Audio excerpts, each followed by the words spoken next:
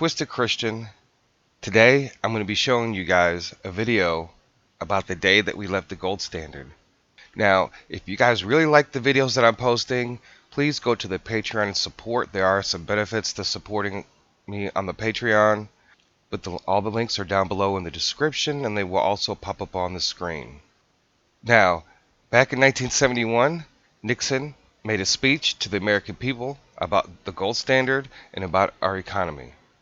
And if you listen to his speech from 1971, and you'll realize how different our economy is now.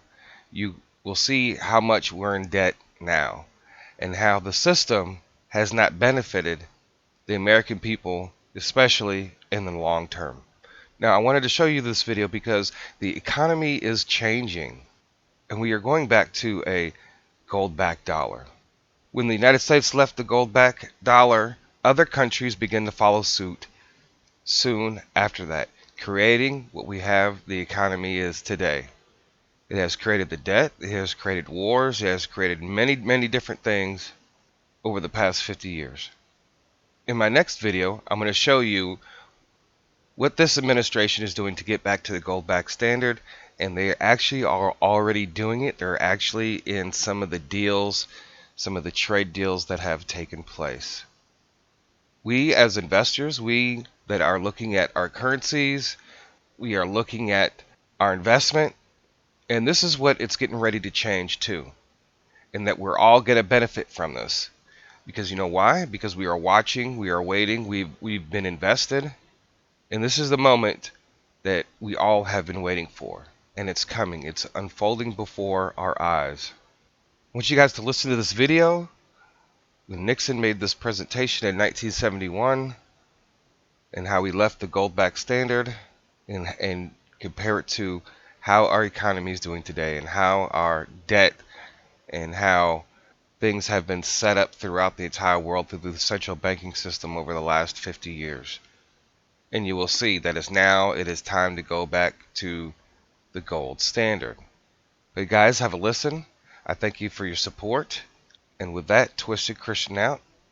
Here's the video. The third indispensable element in building the new prosperity is closely related to creating new jobs and halting inflation.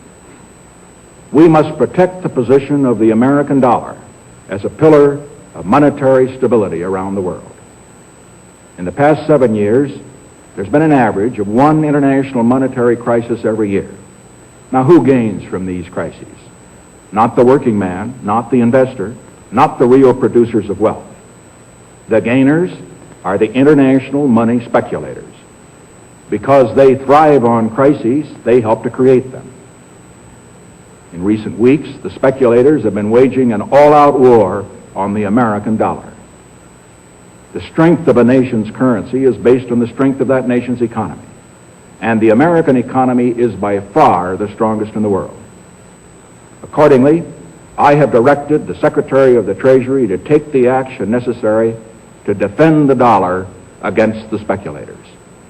I have directed Secretary Connally to suspend temporarily the convertibility of the dollar into gold or other reserve assets, except in amounts and conditions determined to be in the interest of monetary stability and in the best interest of the United States. Now, what is this action, which is very technical, what does it mean for you? Let me lay to rest the bugaboo of what is called devaluation. If you want to buy a foreign car or take a trip abroad, market conditions may cause your dollar to buy slightly less. But if you are among the overwhelming majority of Americans who buy American-made products in America, your dollar will be worth just as much tomorrow as it is today. The effect of this action, in other words, will be to stabilize the dollar. Now, this action will not win us any friends among the international money traders. But our primary concern is with the American workers and with fair competition around the world. To our friends abroad, including the many responsible members of the international banking community who are dedicated to stability in the flow of trade, I give this assurance. The United States has always been and will continue to be a forward-looking and trustworthy trading partner. In full cooperation with the International Monetary Fund and those who trade with us, we will press for the necessary reforms to set up an urgently needed new international monetary system. Stability and equal treatment is in everybody's best interest. I am determined that the American dollar must never again be a hostage in the hands of international speculators. I'm taking one further step to protect the dollar, to improve our balance of payments, and to increase jobs for Americans. As a temporary measure, I am today imposing an additional tax of 10% on goods imported into the United States. This is a better solution for international trade than direct controls on the amount of imports. This import tax is a temporary action. It isn't directed against any other country. It's an action to make certain that American products will not be at a disadvantage because of unfair exchange rates. When the unfair treatment is ended, the import tax will end as well. As a result of these actions, the product of American labor will be more competitive, and the unfair edge that some of our foreign competition has will be removed.